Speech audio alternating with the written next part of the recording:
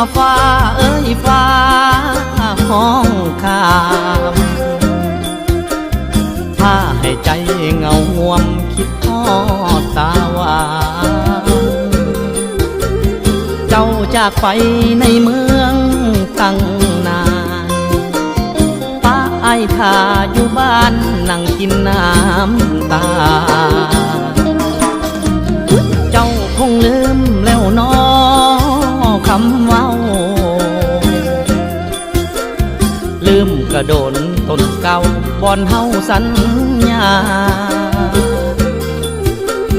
ว่าจะคืนมาบ้านซอยอ้ายดำนารอจนเข้าถือพายังบ่ได้ข่าวเห็นฟ้าอุ้มฝนเบิ่งคือมีคนอุ้มน้องล้างสังหรณ์ฟองว่าน้องนั้นมีผู้บ่าวยามเมฆไหลซ้อนเบิ่งคือคนนอนหมุนตั้งเจ้าน้ำตาไหลยาวในข่าวเมฆไหลยังหมดจังว่าฟ้าเอ้ยฟ้าห้องลาไอ้ยานน้องเปลี่ยนใจคือฟ้าสั่งฝนเห็นฟ้าหยิกคิ้วไอ้แห้งเป็นห่วงหน้ามนเห็นฟ้าอุ้มฝนเบิ่งคือคนอุ้มน้อง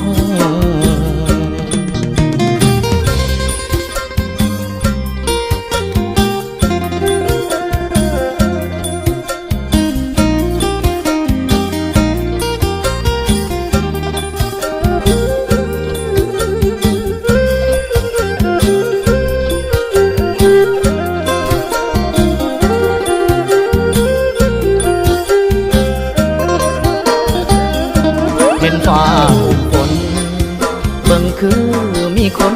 อุ้มน้องล้างสังหรณ์ฟองว่าน้องนั้นมีผู้บ่าวยามเมฆไหลซ้อนเบิ่งคือคนนอนหมุนตั้งเจ้าน้ำตาไหลยาวในข่าวเมฆไหลยังวนฟ้าเอ้ยฟ้าห้องลายไอ้ยานน้องเปลี่ยนใจคือฟ้าสั่งฝน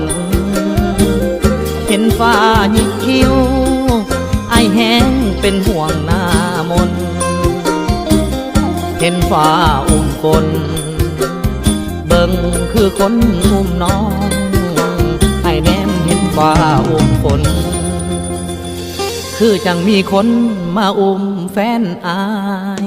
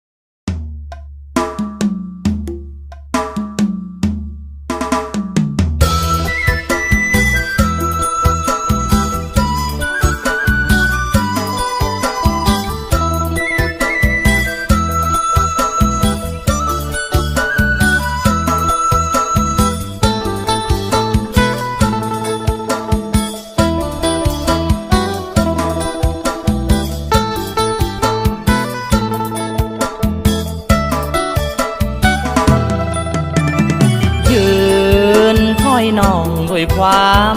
ห่วงใยสาวอุดมใจแฟนอายเจ้าไปไกลห่างปล่อยให้อายเหงาคอยเจ้าด้วยความอ้างว้างก่อนไปเจ้าให้ความหวังคอยนางจะหวนคืนมายืนคอยน้องอยู่วัดผู้ทาสายลมโสยพัดอายสั่นจนหลั่งน้ำตา ไปอยู่ใสมือใดจะหวนคืนมาน้องลืมคำมั่นสัญญาหรือว่าน้องไปมีใหม่ฝุ่นบังไฟเงาหลายบ่มีเจ้าเคียงน้องอยู่ในเวียงหรืออยู่สวรรค์แดนใต้แดนดินที่เหนือน้องเบื่อไปแล้วหรือใดเบื่อคนจนคืออายจึงได้มีใหม่มาขอวอนไหวพระเจ้าสิงคำช่วยดลงามคำตาดำขึ้นบ้านเถิดน้องเถียงหน้าหลังเก่าคอยเจ้าด้วยความหม่นมอง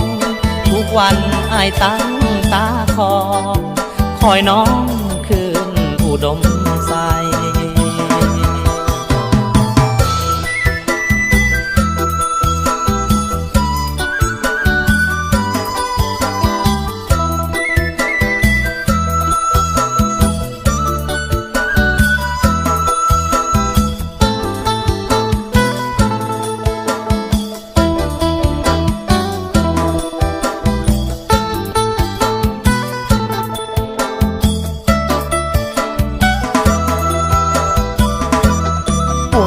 บังไฟเงาหลายบ่มีเจ้าเคียงน้องอยู่ในเวียงหรืออยู่สวรรค์แดนใต้แดนดิน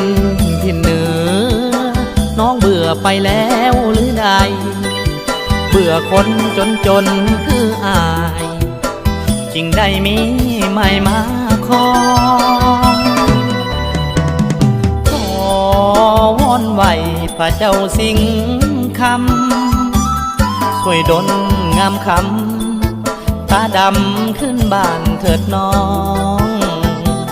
เถียงหน้าหลังเก่าคอยเจ้าด้วยความหม่นมอง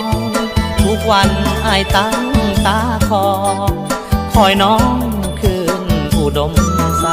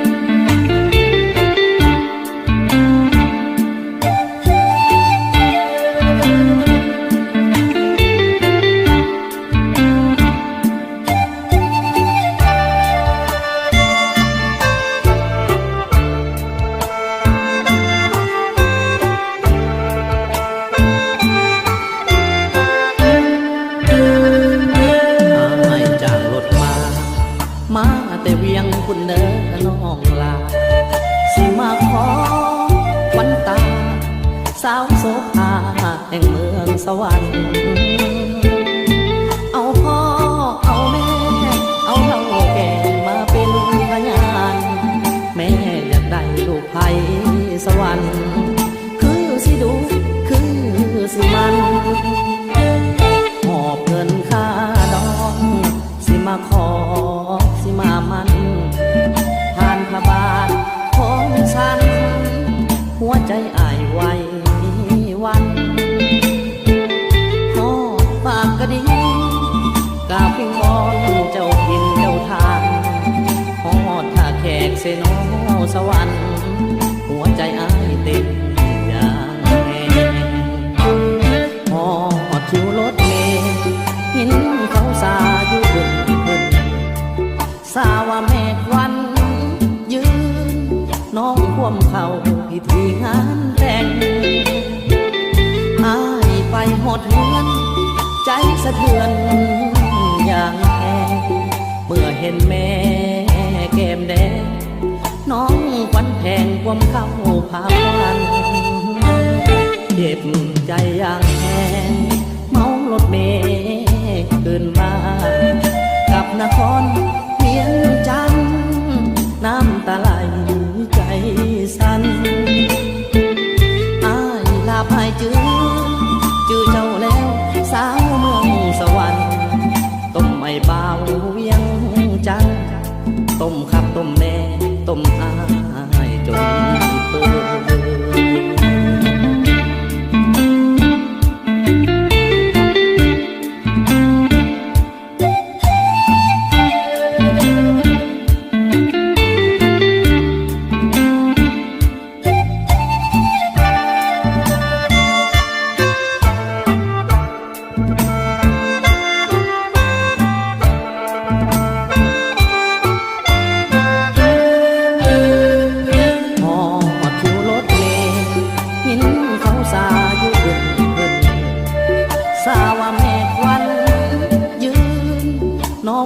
เขาพิธีงานแต่ง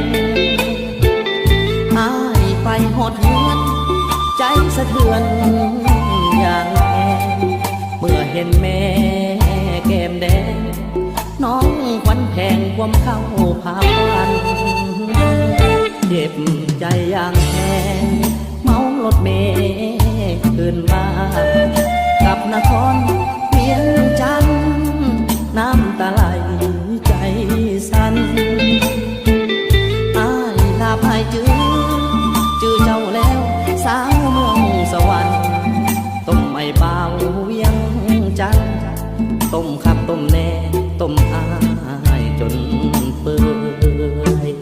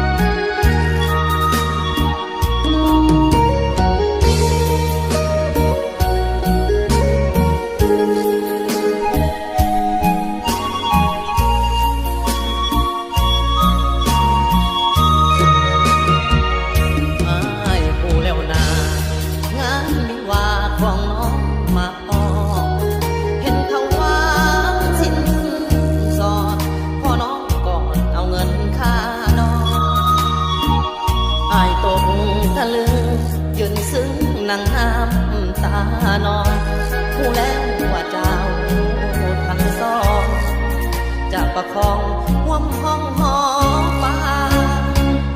อายนี่ผู้ดีต้องเสียทีให้คนเมืองนอกเงินดอลลาร์เข้ามาทองกับมาสอบในงานของนาอายคนมาก่อนผู้ห่วมนอนเข้ามาทีหลังผู้แล้วว่าต้องผิดหวังแต่หากยังอยากเห็นหน้า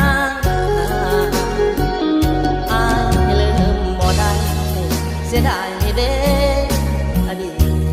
อายบอกขาดที่ว่าน้องจะมาแยกอายสู่เขาบ่ได้ต้องมานั่งให้อยู่ในกองลาถึงเพื่อนเขาห้องแก้มนางแถมยังห้องมาเยอะไปหัวอกเอาหนอเหมือนดังต่อไฟใหม่แนมเห็นเขาป้อนไข่คือเห็นใส่ใจหายนี่แท้เจ้าบ่าวเจ้าสาวเย็นเหล่าแล้วเดินอย่างกายส่วนอายบ่มีความหมายเกือบเป็นตายในงานแต่งของนาง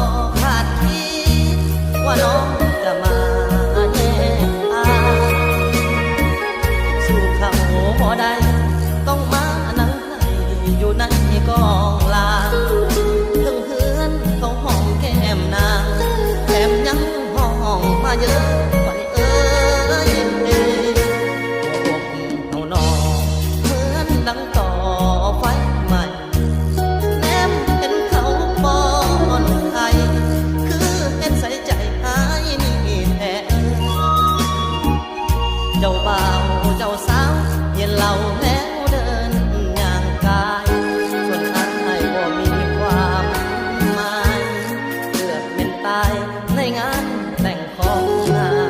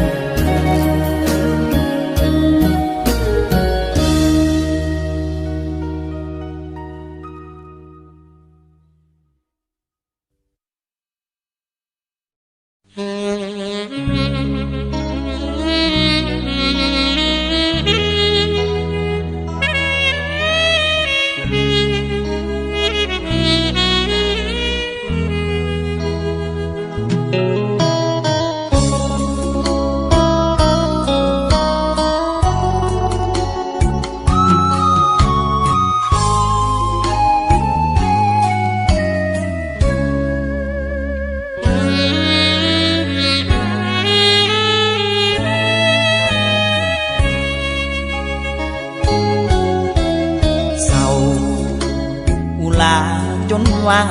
ห้องไห้ดังฟ้าหาดวงใจเหมือนเปลวไฟเผาไหม้อุลามันใจนะเมื่อคนหักตัดใจหลายอย่างย่อนเฮามันคนให้ค่าก็เป็นเพียงคนธรรมดาก่อนเฮาเคยเผยว่ามันว่าส่วนนิดนิรันดร์จะหากันเหมือนจันทร์คู่ฟ้าให้น้องเย็นแอบจบปี8จึงค่อยวิวาคำนี้น้องเคยเอ่ยนะ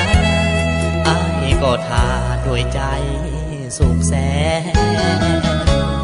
แต่เดี๋ยวนี้คนดีน้องลืมสิ้นบ่าวลาวเงินพัดพินมันอยู่พินสวมก้อยสร้อยแหวนเขาทุ่มดอลลาร์เขาจะพาไปอยู่ต่างแดนเขาให้ค่าดอกเป็นแสนเลยลืมแฟนคนนี้น้องมืด8คนเหมือนคนเป็นบ้าดังควันไฟในตาดวงสิว่ามีใหม่ใจสองหากน้องมารยา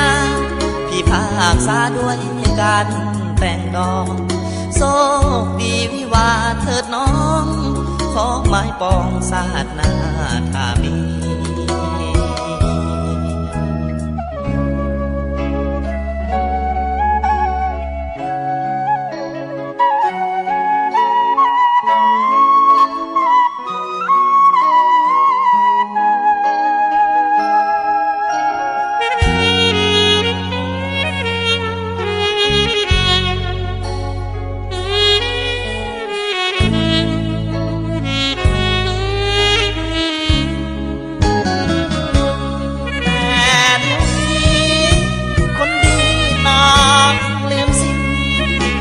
บ่าวลาวเงินพัดพินมันอยู่พินสวมก้อยสร้อยแหวนเขาทุ่มดอลลาร์เขาจะพาไปอยู่ต่างแดนเขาให้ค่าดอกเป็นแสนเลยลืมแฟนคนนี้น้องมืด8คนเหมือนคนเป็นบ้าดังควันไฟในตาดวงสิว่ามีใหม่ใจสองหากน้องมารยาพี่ภาคษาด้วยการแต่งดอกโชคดีวิวาเถิดน้องขอไม้ปองสาดหน้าถ้ามี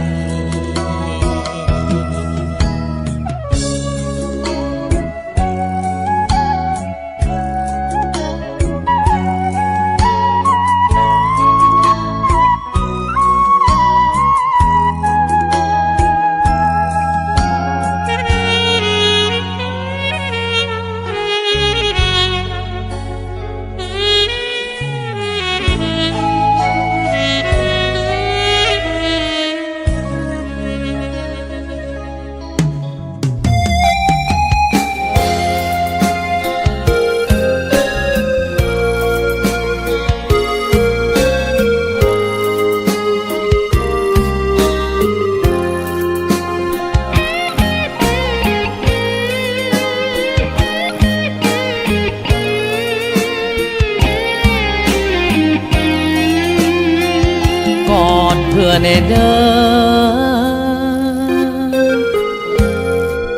ไอ้ขอเสนอบอกน้องมือใดแต่งน้องให้น้องกอดเพื่อในเด้อไอ้นี้เจ็บแพงถูกแทงด้วยเงินจนเซ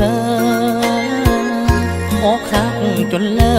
กจนเพ้อบอกให้เขากอดกันโอ้คำว่าเงินลูกขอสาบานว่าฟังเพลินแต่ว่าหายากผู้สาวลาจากผัดภาคย้อนเงินบ่ทันคำว่าสัญญาถูกพาลงด้วยเงินล้านโอ้คำสาบานถูกประหารลงด้วยใจยิงว่าสิกอดคักๆเงินบ่หนักเลยบ่ได้กอดว่าสิเอาแขนสอดพอบ่ได้สูญคิดอายเงินบ่หลายบอกขึ้นรถอายน้องยังบ่ติงบาดคนเงินหลายมาสิน้องขึ้นไปอิงรถเขากอดเพื่อในเด้อไอ้ขอเสนอห้องบอกจากคนถูกหลอกห้องบอกให้น้องกอดเขาไอ้เงินบ่นาน้องปักกะแม่นความเจ้าจึงขออวยพรผู้สาวให้เจ้ากับเขากอดเพื่อในเด้อ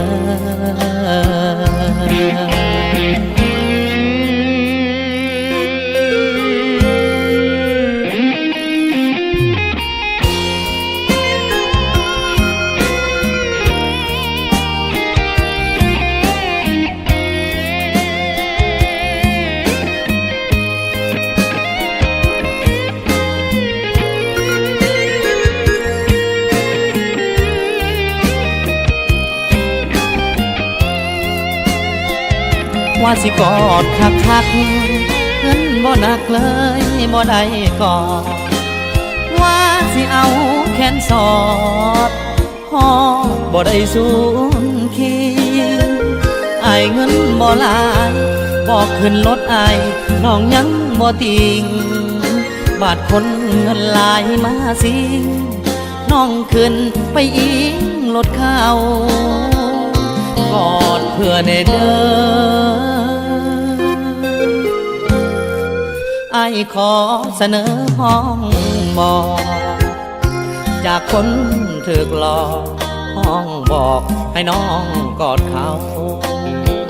ไอ้เงินบ่นาน้องปักกะแม่นความเจ้าจึงขออวยพรผู้สาวให้เจ้ากับเขากอดเพื่อในเด้อ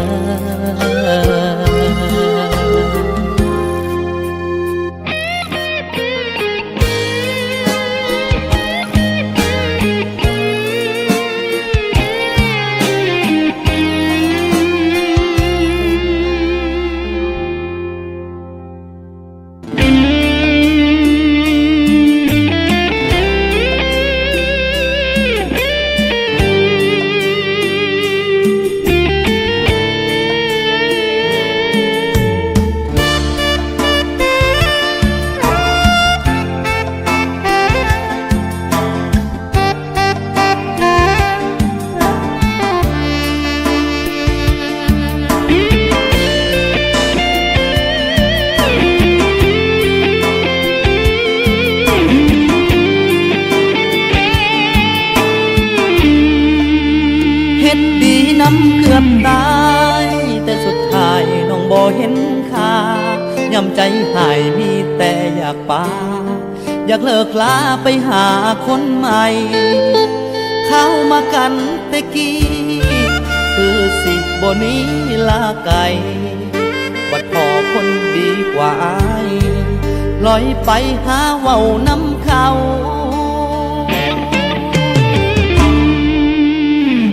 ว่าไอ้มันจน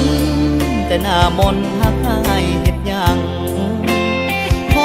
หอดครึ่งทางสิปล่อยวางให้คนเขาเว้าจักสิขาใครยังสิให้รวยไว้คือเขายังมีเงินหน่อยให้เจ้ามีแต่เว้าอยากป้าอยากป้า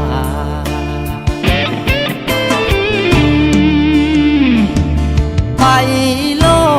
ดบ่โทษดอกเด้อทุนหูสิยอมน้ำตาหูเมื่อตอนทุนหัวจากลาอยากให้หูไว้คนตายแทนใดคืออ้ายนี่นาถึงอ้ายบ่รู้กะยาแต่หักน้องลาคนเดียวในโลกเฮ็ดดีน้ำเกือบตายแต่สุดท้ายมีแต่อยากปาทำใจได้แล้วนะกับคำว่าเลิกลาแสนโศกเว้ามามีแต่อยากหนีฟังคำนี้เหมือนตกนรกปะสาอายสิยอมโศกเพราะคนทั้งโลกบ่มีเจ้าผู้เดียว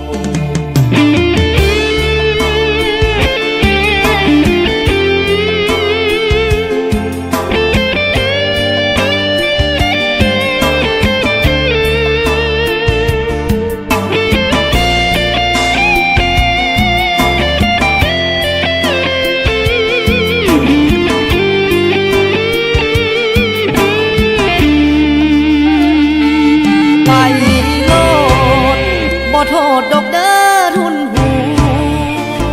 สิยอมน้ำตาหูเมื่อตอนทุนหัวจากลา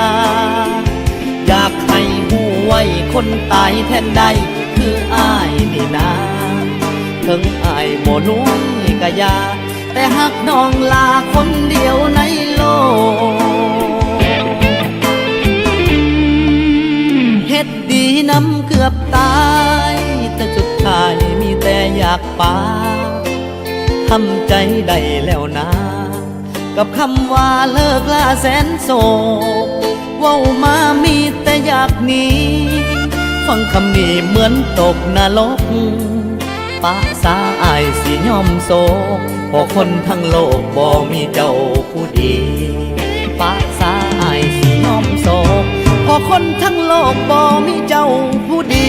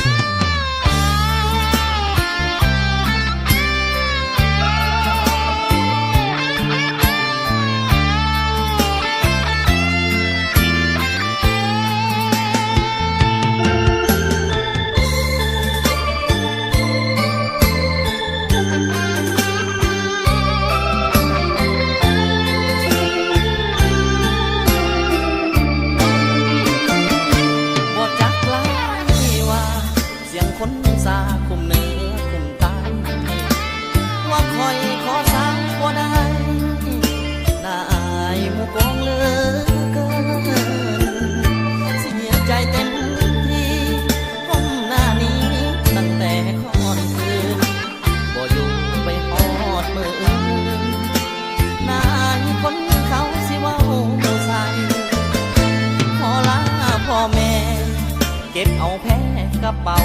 เสื้อผ้าอดกันในเดินน้ำตามึงอย่าเฝ้าหลังออกลา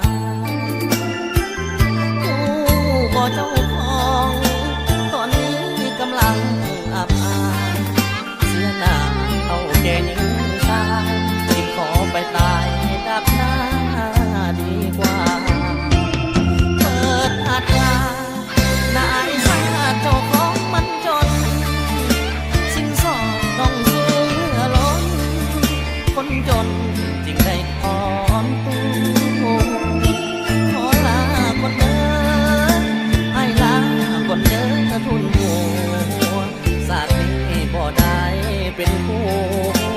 ก็ย้อนบุญหัวไอ้น้อยบ่จักหลายว่าเสียงคนซาดังเบิดหมู่บ้านบ่อยู่ให้คนเขายันสู้กัดฟันไปหน้าบ่ถอยเป็นบทเรียนที่เฮาขอสาวแล้วปอน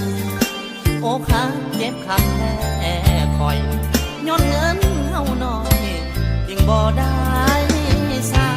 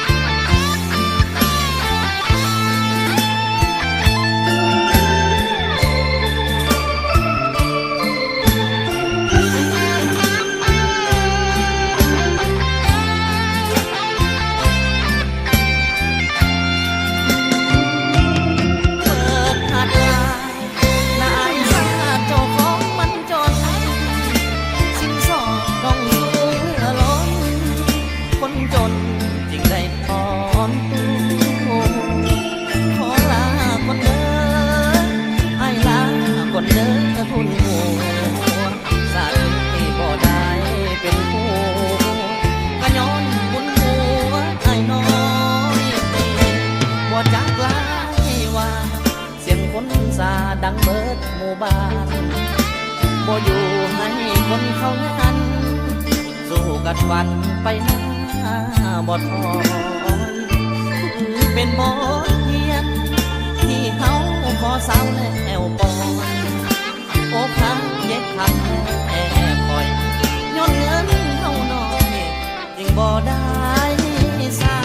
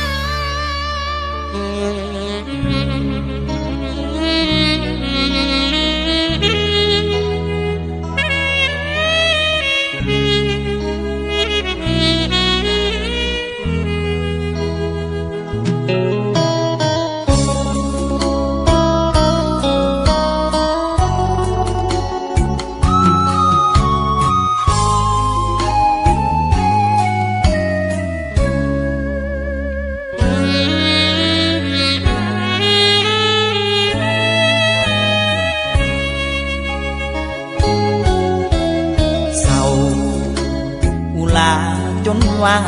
ห้องไห้ดังฟ้าหาดวงใจเหมือนแต่ไฟเผาไหม้อุลามันใจนะเมื่อคนหักตัดใจหลายอย่างย่อนเฮามันคนให้ค่าก็เป็นเพียงคนธรรมดาก่อนเฮาเคยว่ามันว่าส่วนนิดนิรันดร์จะหากันเหมือนจันทร์คู่ฟ้าให้น้องเฮียนแพทย์จบปี8จึงค่อยวิวาคำนี้น้องเคยเอ่ยนะอ้ายก็ทาด้วยใจสุขแสน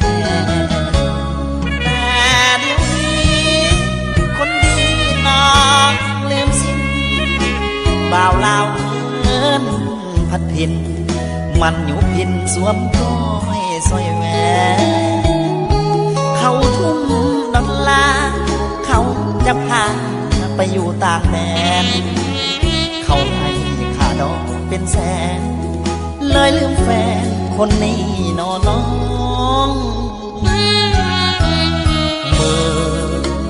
8 คนเหมือนคนเป็นบ้าดังควันไฟในตาดวงสิว่ามีใหม่ใจสองหากน้องมารยาพี่ภาคษาด้วยการแต่งดอกโชคดีวิวาเถิดน้อง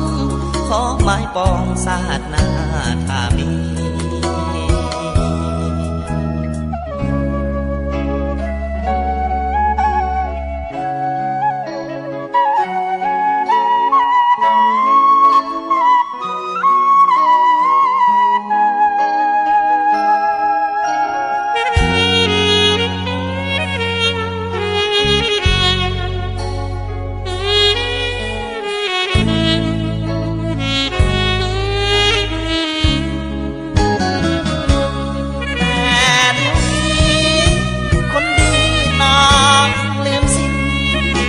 บ่าวลาวเอินพัดพินมันอยู่พินสวมก้อยสร้อยแหวนเขาทุ่มดอลลาร์เขาจะพาไปอยู่ต่างแดนเขาให้ค่าดอกเป็นแสนเลยลืมแฟนคนนี้นอน้อง8 คนเหมือนคนเป็นบ้าดังควันไฟในตาดวงสิว่ามีไม่ใจสอง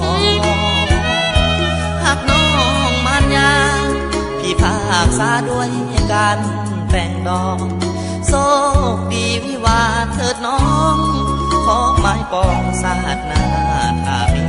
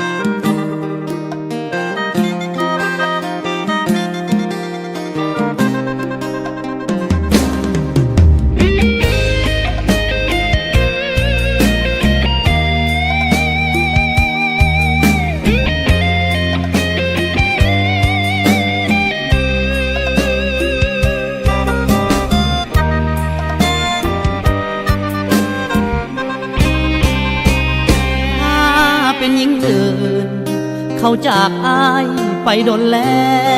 วแต่ว่าน้องแก้วยังอยู่เคียงอายทุกเมื่อทั้งที่อายได้ทำผิดอย่างล้นเลยกลับมาทุกเมื่อ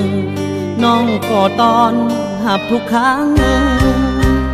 ซ้ำแล้วซ้ำต่อน้องยังตั้งใจรออายผู้ว่าหลายใจน้องยังคอยอายบ่หาอยู่ในโลกนี้บ่มีไผดีสำนางอายจึงขอหยุดยั้งจะฮักแต่เพียงนางเดียวขอสัญญา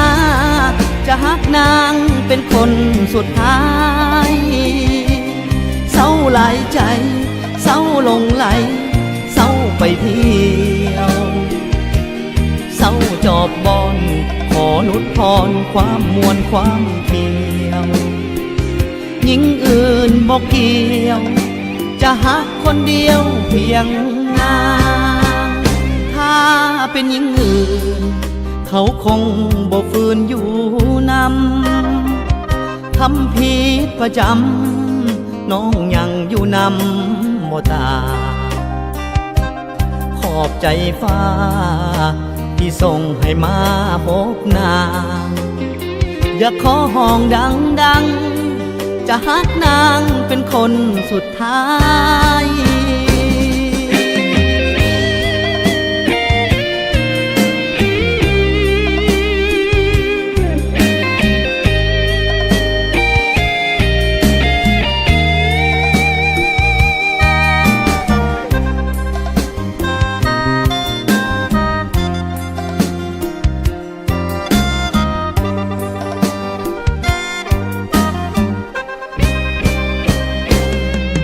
สัญญา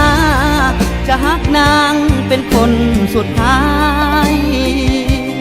เศร้าหลายใจเศร้าหลงไหลเศร้าไปเที่ยวเศร้าจอบบอนขอนุดพรความมวลความเที่ยวหญิงอื่นบอกเกี่ยวจะฮักคนเดียวเพียงนางถ้าเป็นหญิงอื่นเขาคงบ่ฝืนอยู่นำทำผิดประจำน้องยังอยู่นำบ่ตาขอบใจฟ้า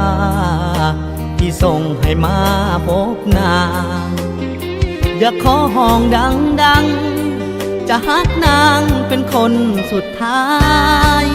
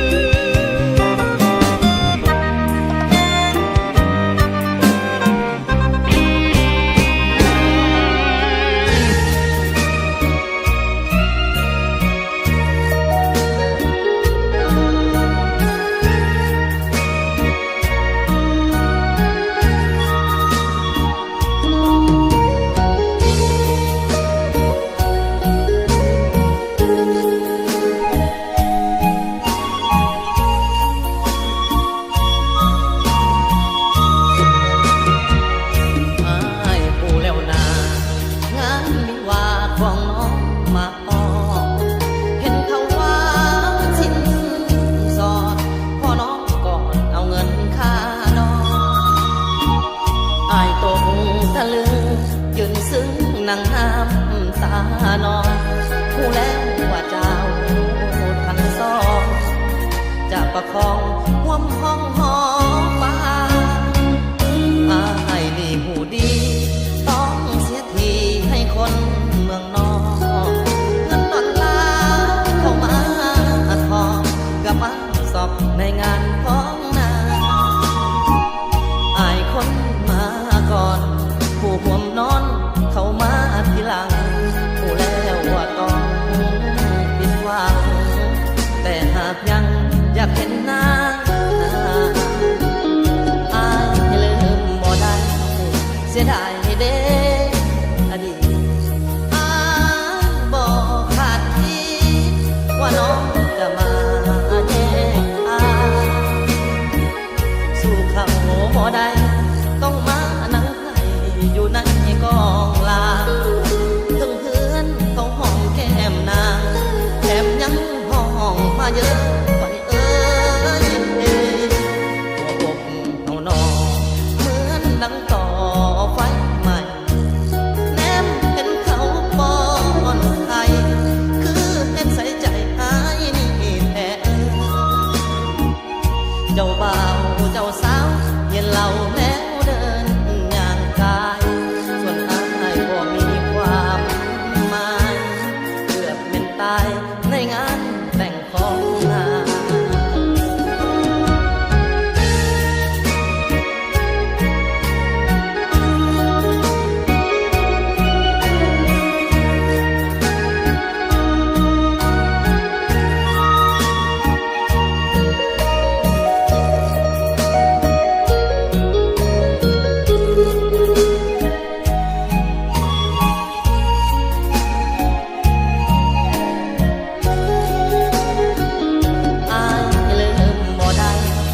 เสียดายเด้อดีตอายบ่ขาดคิดว่าน้องจะมาแย่งอายสู่เขาบ่ได้ต้องมานั่งให้อยู่ในกองลาถึงเพื่อนเขาห้องแก้มนางแถมยังห้องมาเยอะไปหัวอกเอานอเหมือนดังต่อไฟใหม่แนมเห็นเขาป้อนไข่คือเห็นใส่ใจหายนี่แท้เจ้าบ่าวเจ้าสาวเย็นเหล่าแล้วเดินย่างกายส่วนอายบ่มีความหมายเกือบเป็นตายในงานแต่งของนาง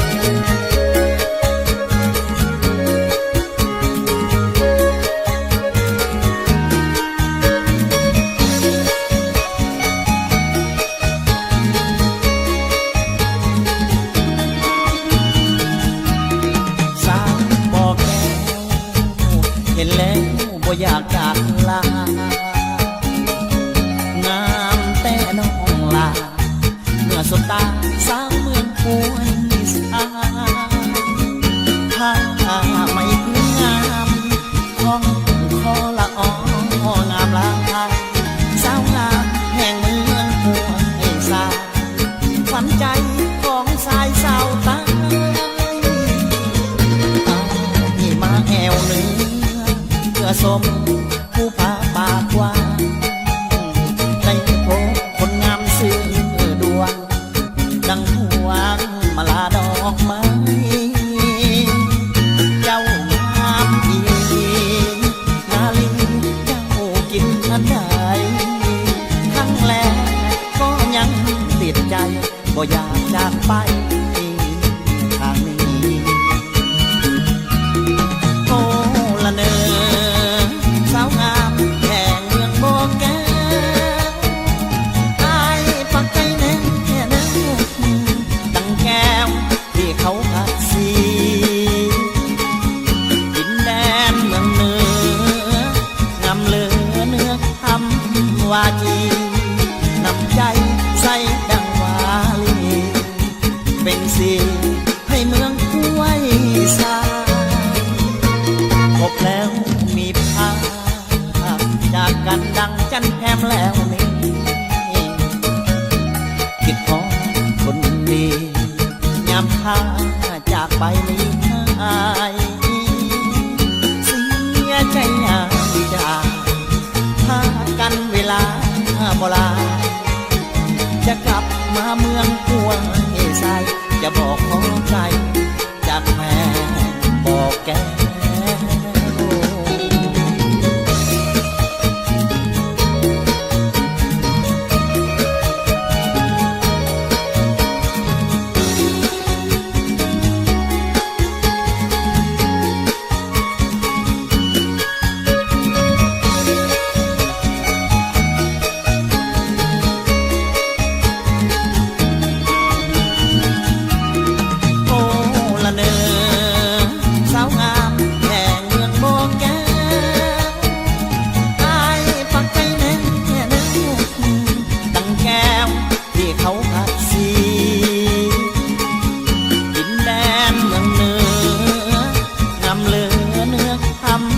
วาจี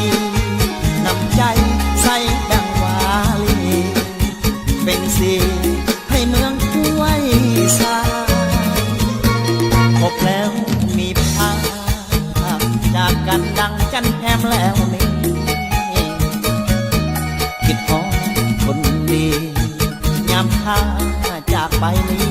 หายเสียใจยามจากถ้ากันเวลาโบราณจะกลับมาเมืองพวงใสจะบอกขอใจจากแม่บอกแก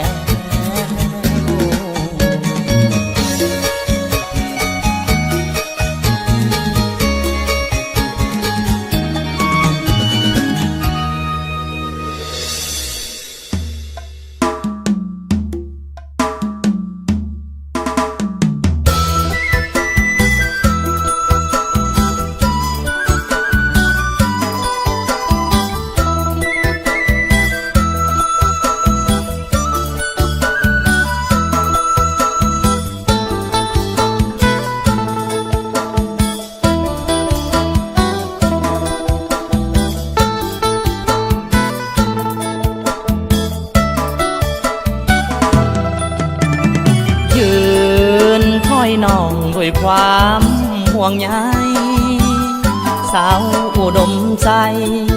แฟนอายเจ้าไปไกลห่างปล่อยให้อายเหงาคอยเจ้าด้วยความอ้างว้าง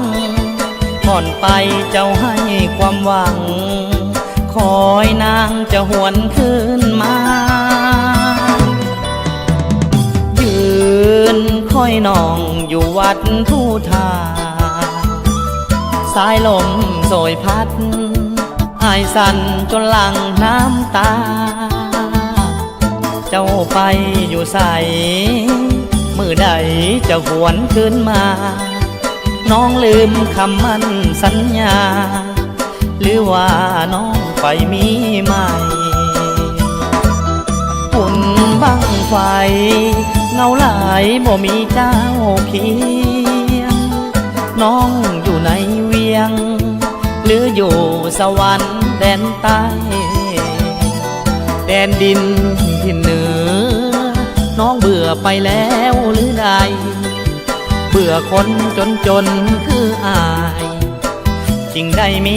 ไม่มาขอวอนไหวพระเจ้าสิงคำช่วยดลงามคำตาดำขึ้นบ้านเถิดน้องเพียงหน้าหลังเก่าคอยเจ้าด้วยความหม่นมองทุกวันอายตั้งตาคอยน้องคืนอุดมใส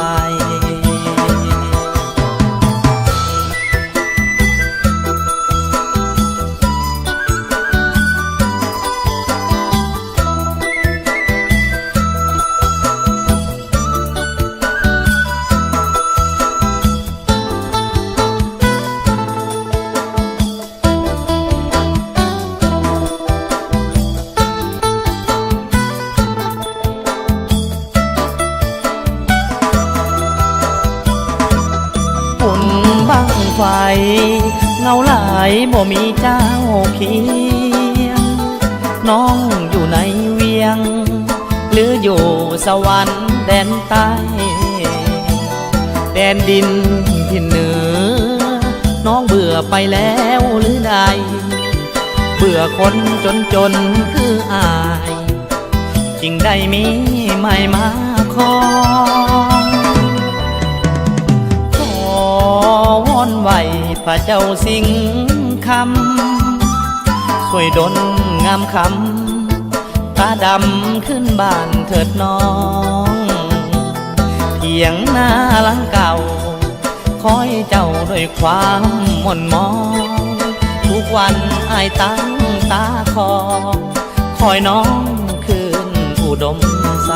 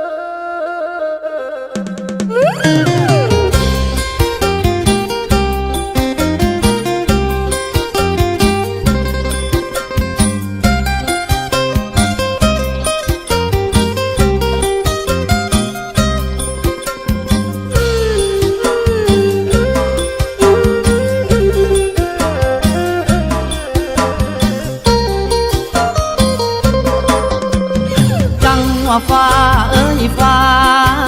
ห้องคามพาให้ใจเงาง่วมคิดทอดตาหวานเจ้าจากไปในเมืองตั้งนานป้าไอ้ท่าอยู่บ้านนั่งกินน้ำตาเจ้าคงลืมแล้วน้อคำเว้าลืมกระโดนต้นเก่าบอนเฮาสัญญาว่าจะคืนมาบ้านซอยอ้ายดำนารอจนเข้าถือพายังบ่ได้ข่าวเห็นฟ้าอุ้มฝนเบิ่งคือมีคนอุ้มน้องสังหรณ์ฟองว่าน้องนั้นมีผู้บ่าวยามเมฆไหลซ้อนเบิ่งคือคนนอนหมุนตั้งเจ้าน้ำตาไหลยาวในข่าวเมฆไหลเวียนบนจังว่าฟ้าเอ้ยฟ้าห้องลาอย่าน้องเปลี่ยนใจคือฟ้าสั่งฝนเห็นฟ้าหยิกคิ้ว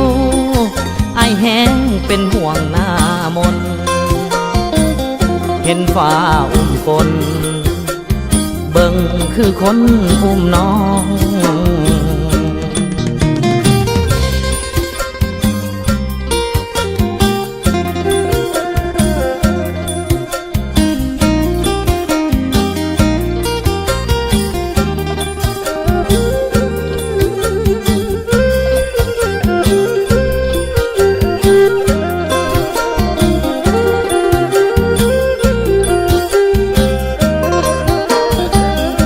เห็นฟ้าอุ้มฝนเบิ่งคือมีคนอุ้มน้องล้างสังหรณ์ฟองว่าน้องนั้นมีผู้บ่าวยามเมฆไหลซ้อนเบิ่งคือคนนอนหมุนตั้งเจ้าน้ำตาไหลยาวในข่าวเมฆไหลเวียนวนฟ้าเอ้ยฟ้าห้องลายไอ้ยานน้องเปลี่ยนใจคือฟ้าสั่งฝนเห็นฟ้าหยิกคิ้วไอ้แห้งเป็นห่วงหน้ามนเห็นฟ้าอุ้มฝนเบิ่งคือคนอุ้มน้องไอ้แนมเห็นฟ้าอุ้มฝนคือจังมีคนมาอุ้มแฟนอาย